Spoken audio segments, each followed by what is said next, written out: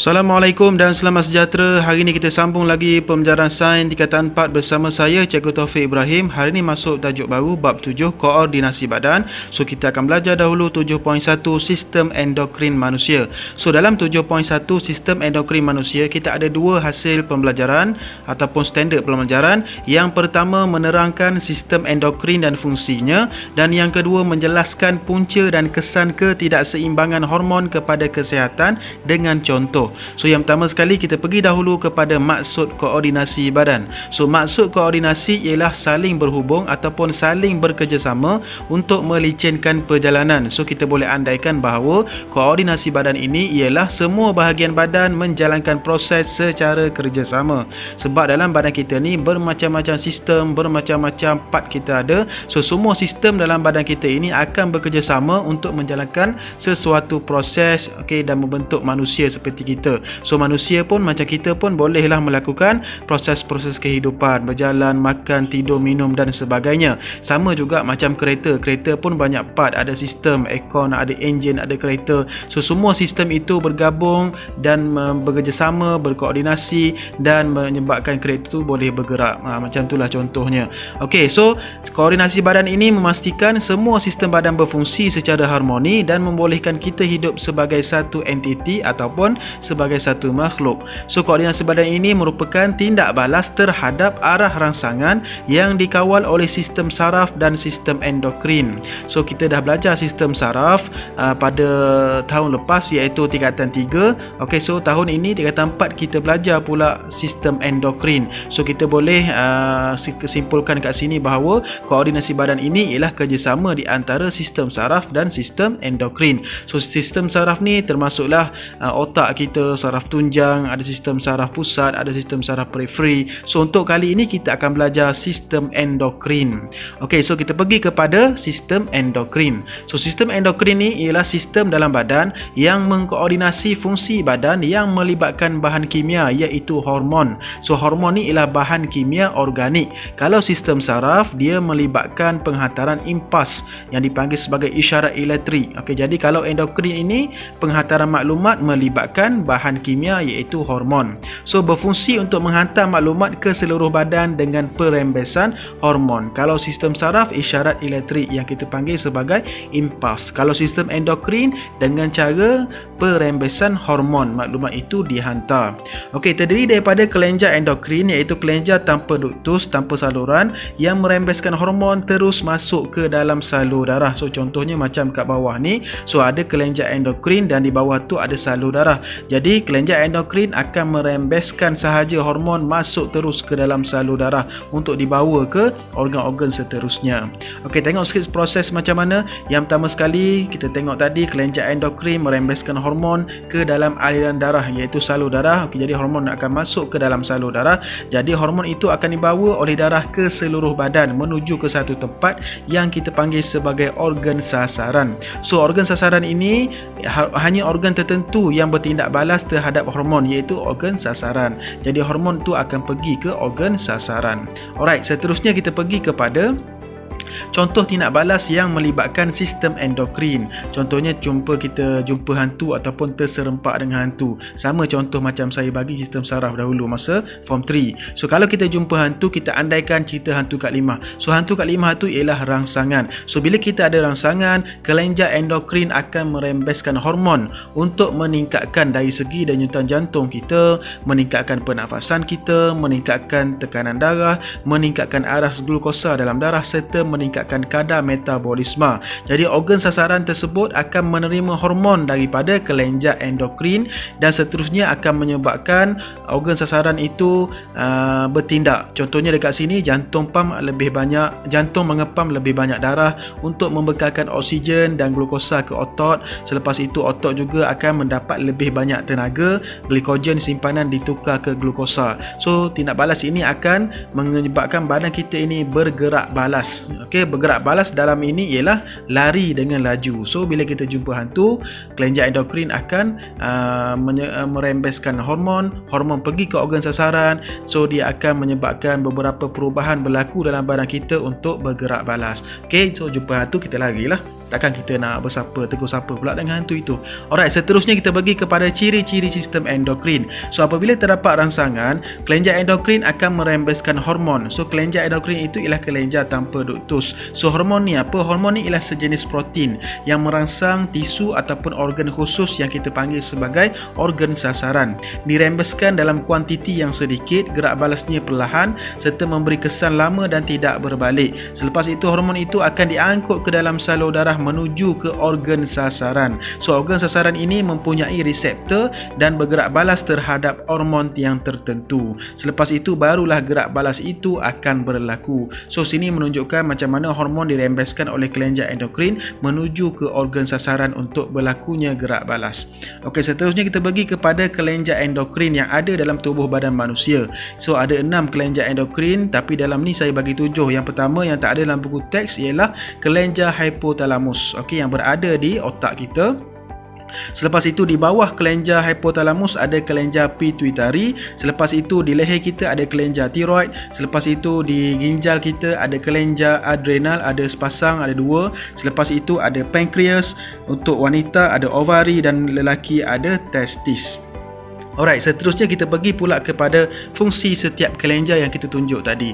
Yang pertama ialah kelenjar hypothalamus menghantar isyarat kepada kelenjar pituitari untuk merembeskan hormon. Jadi kelenjar hypothalamus ini menjadi penghubung antara sistem saraf dan sistem endokrin melalui kelenjar pituitari. So itulah kedudukan kelenjar hypothalamus. So kita pergi kepada kelenjar pituitari. Okey, so kelenjar pituitari ini terletak di bawah cerebellum di otak. Okey, tengok kedudukan kelenjar pituitari di gambar rajah di sebelah kiri ni yang warna merah itu ialah kelenjar pituitari. Dan di bawah tu aku menunjukkan kedudukannya di bawah cerebellum.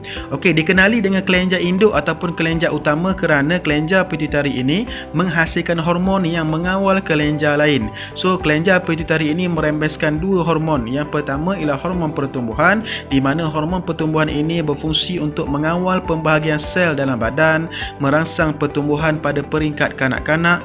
Selepas itu mengekalkan jisim otot dan tulang pada peringkat dewasa. Seterusnya hormon yang kedua dirembeskan oleh kelenjar pituitari ini ialah hormon antidiuresis. Okey, hormon antidiuresis ini mengawal penyerapan air dalam ginjal. Okey, seterusnya kita pergi pula kepada kelenjar seterusnya iaitu kelenjar tiroid. So kelenjar tiroid ini terletak di bahagian hadapan trakea dalam salur pernafasan kita. So tengok gambar rajah di sebelah kiri ini. So itulah kedudukan kelenjar tiroid, terletak di hadapan salur pernafasan ataupun hadapan trakea. So tu gambar warna pink tu, itulah kedudukan kelenjar tiroid. So kelenjar tiroid ini merembeskan hormon tiroksina yang berfungsi untuk mengawal kadar metabolisme dalam badan, mengawal pertumbuhan dan perkembangan fizikal dan mental pada peringkat kanak-kanak. Okey, seterusnya kita pergi pula kepada kelenjar seterusnya iaitu kelenjar adrenal. So kelenjar adrenal ini terletak di bahagian atas kedua-dua ginjal kita. Contoh dalam gambar rajah di bawah ni. So ginjal itu warna merah ada sepasang. So di atasnya terletaknya kelenjar adrenal. Contoh gambar rajah sebelah kanan ni, di atas tu ialah kelenjar adrenal. So ada sepasang ataupun ada 2. Okey, jadi kelenjar adrenal ini merembeskan hormon adrenalina, di mana hormon adrenalina ini menyediakan badan kita untuk bertindak dalam keadaan kecemasan. So kalau kita dalam keadaan cemas, takut, gemuruh dan sebagainya, hormon ini akan dirembeskan dan memberi kesan kepada meningkatkan kadar metabolisme kita, meningkatkan kadar denyutan jantung kita, meningkatkan aras glukosa dalam darah serta membesarkan saiz anak mata. So contohnya kalau kita dikepung oleh sesuatu ancaman, dalam gambar rajah ni dikepung oleh dinosaur. Jadi kita takutlah macam Jurassic Park ni kan. Dikepung oleh binatang-binatang buas, kita rasa takut, berdebar-debar dan kita ni bersiap sedia untuk berlari. So denyutan kita tinggi, jantung kita pun cepat untuk memberikan oksigen yang lebih kepada badan kita untuk berlari. Alright, seterusnya ialah kelenjar endokrin yang lain iaitu pankreas. Terletak di belakang perut. Contohnya dalam gambar rajah di sebelah kiri ini, itulah pankreas warna kuning berbintik-bintik itu. So tengok kedudukan pankreas ini terletak di belakang perut. So situ menunjukkan okey, ada hati, ada perut dan di belakang itu ialah pankreas. So pankreas ini merembeskan hormon insulin. So hormon insulin ini berfungsi untuk mengawal atur paras glukosa dalam darah, merangsang penukaran glukosa yang berlebihan kepada glikogen dan menyimpannya di dalam hati. Alright, seterusnya kita pergi kepada kelenjar seterusnya, iaitu ovari yang terletak ada dalam badan perempuan. So ada sepasang ovari yang terletak di dalam ruang pelvis. Okey, ni ialah pelvis seorang perempuan. So di tengah tu ada ovari, ada sepasang juga, ada dua. Okey, ada satu, ada dua. Alright, so ovari ini merembeskan dua hormon. Yang pertama ialah hormon estrogen, yang kedua ialah hormon progesteron. So hormon estrogen ini mengawal ciri seks sekunder perempuan dari segi perkembangan payudara, pelebaran pinggul, okey, jadi tinggi, macam itulah dia mengawal ciri seks sekunder perempuan. Okey, seterusnya merangsang penghasilan ovum dan menyediakan uterus untuk penempelan jika adanya berlaku persenyawaan di antara sperma dan ovum. Manakala bagi hormon progesteron pula berfungsi untuk mengekalkan ketebalan dinding uterus untuk penempelan embrio jika berlakunya persenyawaan di antara sperma dan ovum. So kita pergi pula kepada yang last sekali, ialah kelenjar testis. Lelaki mempunyai sepasang testis yang dilindungi oleh skrotum. Okey, itulah gambar rajah testis. So kalau kita buka belah dia, macam itulah keadaannya sebelah kanan ni. So hormon testis ini merembeskan hormon testosteron yang berfungsi untuk mengawal perkembangan ciri seks sekunder lelaki. Contohnya suara menjadi garau, pertumbuhan bulu di misai, di janggut, badan menjadi bidang, dada jadi besar, berotot dan sebagainya. Alright, dan juga merangsang penghasilan sperma. Okey, seterusnya kita pergi kepada punca dan kesan ketidakseimbangan hormon kepada kesihatan. So hormon iaitu bahan kimia organik ini mempunyai peranan dalam setiap fungsi tubuh. Jadi kadar rembesan hormon ini mestilah seimbang, tidak boleh lebih dan tidak boleh kurang. Okey, kalau hormon berlebihan ataupun hormon berkurang, ia akan menyebabkan satu kesan, iaitu ketidakseimbangan hormon. Jadi boleh menyebabkan kesan ataupun menyebabkan penyakit. Jadi punca ni banyaklah. Puncanya kadang-kadang dari segi gaya hidup kita yang tidak sihat, merokok, minum alkohol dan sebagainya, pemakanan pun tidak sihat, makan makanan berlemak, MSG dan sebagainya, serta faktor persekitaran seperti terdedah kepada sinaran berbahaya, kemalangan dan sebagainya. Okey, so kita pergi kepada kesan ketidakseimbangan hormon yang pertama, iaitu hormon pertumbuhan. Okey, tengok contoh hormon pertumbuhan ini kita tahu dirembeskan oleh kelenjar pituitari. Tengok apa kesannya kalau berlebihan dan apa kesannya kalau kekurangan. Kalau berlebihan boleh mengakibatkan situasi kegegasian ataupun akromegali. So dua-dua ni menunjukkan bahawa seseorang itu akan mengalami pembesaran yang tidak terkawal. Jadi pertumbuhannya tidak terkawal, pertumbuhan abnormal bagi tulang, otot dan organ dalaman. Tengok gambar rajah di tengah ni, yang sebelah kiri itu menunjukkan kesan apabila hormon pertumbuhan lebih. Jadi dia macam gegasi. Inilah orang yang paling tinggi dalam dunia. So kalau kita kekurangan hormon pertumbuhan, dia menyebabkan kekerdilan. Sebab itulah kekerdilan ni di sebelah kanan tu, tengok dia jadi kecil lah, yang jadi kerdil. So menunjukkan bahawa pertumbuhannya terencat. Kalau tengok gambar rajah di sebelah kanan bawah tu, menunjukkan beza di antara orang normal dan orang kerdil. Alright, seterusnya ialah hormon yang dirembeskan oleh kelenjar pituitari juga, iaitu hormon antidiuresis yang mengawal penyerapan air di ginjal. Kalau berlebihan, apa yang berlaku? Pening kepala, muntah dan cepat penat. Okey, jadi disebabkan oleh si padu darah itu meningkat, badan menyimpan air terlalu banyak. Okey, kalau kekurangan, air tidak diserap semula di ginjal, menyebabkan penyakit diabetes insipidus. So kita kena ingat, diabetes ni bermacam-macam jenis. Ada diabetes mellitus, kencing manis. Ini ialah diabetes insipidus, menunjukkan bahawa seseorang itu menghasilkan urin yang berlebihan ataupun air kecil yang berlebihan. So kita jadi kesannya, jadi kita ni suka kencing, malam-malam bangun kencing banyak lah. Okey, itu kesannya kalau kekurangan hormon antidiuresis. Okey, dan sentiasa dahaga, kurang air sebab kita selalu buang air daripada badan kita. Alright, seterusnya kita pergi pada kelenjar ataupun hormon tiroksina yang dirembeskan oleh kelenjar tiroid. So kalau berlebihan, apa yang berlaku? Yang pertama sekali kita panggil penyakit kalau berlebihan hormon tiroksina ini, kita panggil sebagai hyperthyroidisme. Okey, penyakit hyperthyroidisme. Okey, menunjukkan bahawa penyakit di mana hormon tiroksina ini berlebihan, juga dikenali sebagai penyakit Graves. So menunjukkan kadar metabolisme seseorang itu menjadi tinggi. So bila kadar metabolisme tinggi, fungsi badan akan menjadi pantas. Contohnya mudah berpeluh, sukar untuk tidur, kuat selera makan. Okey, jadi antara penyakit yang biasa dialami oleh orang yang lebih ada ataupun banyak ada hormon tiroksina ini, penyakit macam kat bawah ni, mata tersembul, selepas itu tiroid itu menjadi membesar, bengkak di leher. Okey, kalau kekurangan kita panggil sebagai hypothyroidisme. Okey, hypothyroidisme menunjukkan seseorang itu kadar metabolismenya menjadi rendah. So bila menjadi rendah, dia tidak akan tahan sejuk, cenderung menjadi gemuk, rasa penat. Okey, jadi penyakit ini kita namakannya sebagai kretinisme, iaitu fizikal mental terbatut. Okey, jadi satu lagi contohnya myxedema, iaitu kurang tenaga bagi peringkat dewasa. Okey, penyakit yang paling famous lagi pada penyakit yang kurang hormon tiroksina ini ialah goiter, di mana goiter ni menunjukkan pembesaran yang sangat luar biasa pada kelenjar tiroid. Okey, seterusnya kita pergi pula kepada hormon yang seterusnya ialah hormon adrenalina yang dirembeskan oleh kelenjar adrenal. So kalau kesan berlebihan, dia boleh menyebabkan denyutan jantung kita menjadi lebih laju, tekanan darah menjadi lebih tinggi, serta memberi kesan kepada penurunan berat badan dan perpeluhan yang melampau. Kerana apa? Kerana adrenal itu lebih. Okey, adrenalina itu lebih.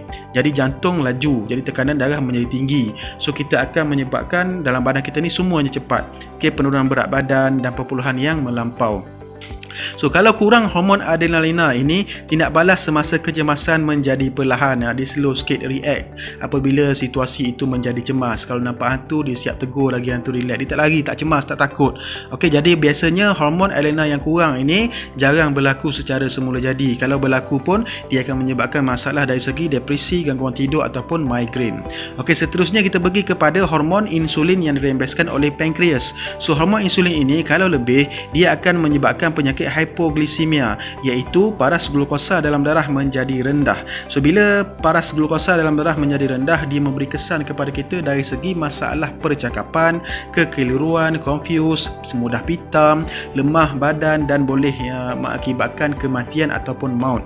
Okey, jadi itulah contoh di antara apabila kita terlebih hormon insulin dalam badan kita, dan satu lagi memberi efek kepada dahaga yang berlebihan. Okey, kalau hormon itu kurang, hormon insulin kurang dalam badan, dia menyebabkan diabetes mellitus ataupun kita panggil sebagai kencing manis, di mana paras glukosa dalam darah menjadi tinggi.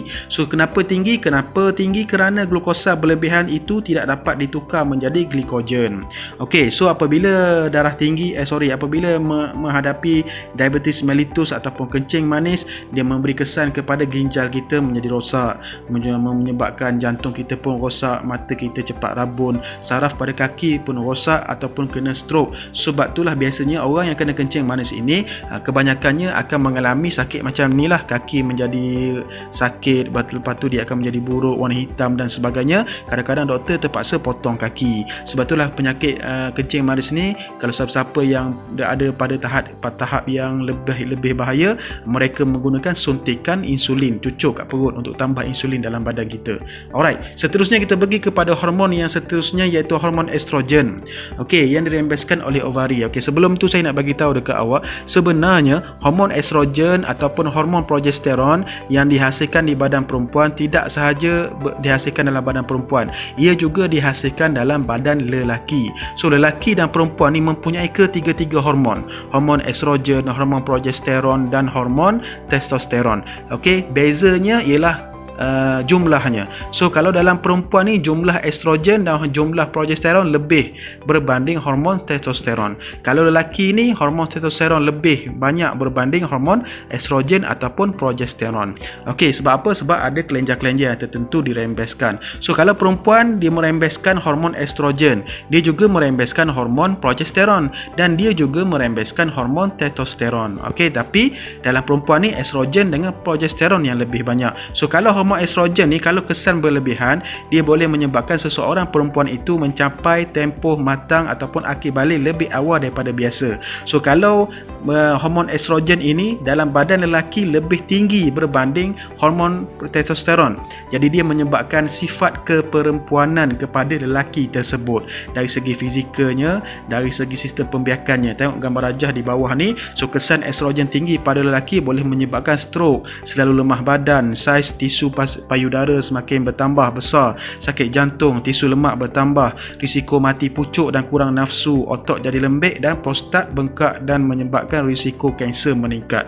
Itu ialah kesan kalau estrogen badan lelaki lebih tinggi berbanding hormon testosteron. Okey, kalau kurang menyebabkan perkembangan ciri seks sekunder perempuan terjejas. Katakan payudaranya tidak membesar, pinggulnya tidak membesar dan sebagainya. Alright, seterusnya sistem pembiakannya tidak berkembang. Okey, seterusnya ialah hormon progesteron yang dirembeskan juga oleh ovari. Okey, kalau progesteron ini kalau berlebihan dia akan menyebabkan gagal melahirkan anak dalam tempoh yang sepatutnya. Kalau kurang dia memberi masalah kepada masa lahir, okey, sakit kepala serta sembelit. Alright, seterusnya juga menyebabkan keguguran kandungan. Kita pergi pula kepada hormon yang last sekali ialah hormon testosteron yang dirembeskan oleh testis. So perempuan juga merembeskan hormon testosteron tapi tidaklah sebanyak lelaki. Okey, kalau berlebihan hormon testosteron ini boleh menyebabkan seseorang lelaki itu akil balik ataupun matang lebih awal berbanding biasa. Kalau berada pada perempuan, kalau perempuan itu merembeskan hormon testosteron lebih banyak berbanding hormon progesteron ataupun estrogen, dia menyebabkan sifat kelakian kepada wanita. Contohnya badannya lebih berotot, dia ada tumbuh bulu di misai, janggut dan sebagainya. Okey, kalau kurang menyebabkan seseorang lelaki itu lambat akil balik, boleh menyebabkan kemandulan, bilangan spermanya rendah dan sebagainya. Okey, ataupun organ pembiakannya tidak matang.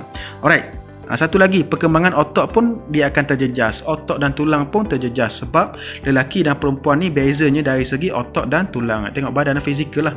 Alright, seterusnya kita pergi kepada kesimpulan. So kita nak tengok sikit, ulang balik, flashback balik apa dia kelenjar endokrin dan hormon yang dirembeskan. So yang pertama sekali ialah kelenjar pituitari yang dikenali sebagai kelenjar induk ataupun kelenjar utama juga merembeskan dua hormon. Yang pertama hormon pertumbuhan, yang kedua ialah hormon antidiuresis, mengawal penyerapan air oleh ginjal. Selepas tu kelenjar tiroid. Okey, kelenjar tiroid ini hormon tiroksina, merembeskan hormon tiroksina untuk mengawal metabolisme badan kita. Selepas itu kelenjar adrenal ada sepasang di atas ginjal kita merembeskan hormon adrenalina, bertindak ke atas ataupun ke atas badan semasa situasi kecemasan, takut, terkejut, gerun, resah dan sebagainya. Alright, seterusnya ialah pankreas merembeskan hormon insulin. Selepas itu hormon insulin ini penting dalam paras glukosa dalam darah. Okay, kalau perempuan ada ovari merembeskan dua iaitu hormon estrogen dan hormon progesteron, dan lelaki testis merembeskan hormon testosteron. So saya ulang balik, semua lelaki dan perempuan merembeskan ketiga-tiga hormon sebenarnya, tetapi dalam perempuan lebih banyak hormon estrogen dan progesteron berbanding hormon testosteron, manakala lelaki pula banyak merembeskan hormon testosteron berbanding hormon estrogen dan hormon progesteron. Jadi setakat tu saja. Boleh cuba jawab soalan yang saya sediakan di bawah ini. Tekan saja link di description video di bawah dan jangan lupa untuk tekan subscribe. Terima kasih dengan subscribe. Kalau nak follow saya lagi, boleh follow page Facebook saya Cikgu Taufik Ibrahim. So untuk pembelajaran seterusnya kita akan belajar 7.2, okey, iaitu gangguan kepada koordinasi badan. Kita akan bincang berkenaan dengan jenis dadah yang boleh mengganggu koordinasi badan kita. Macam mana dia ganggu dan apa dia jenis-jenis dadah yang terdapat dalam dunia ini. Setakat itu saja. Assalamualaikum dan selamat sejahtera.